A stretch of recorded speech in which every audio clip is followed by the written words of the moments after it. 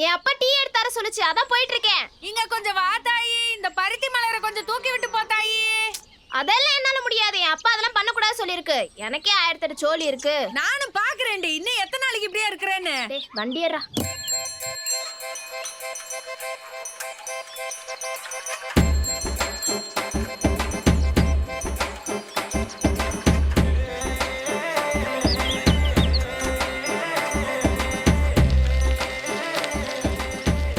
பாரடி அந்த பொண்ண, அந்த பையன் கூட எப்படி சைக்கிள்ல போயிட்டு இருக்கானு.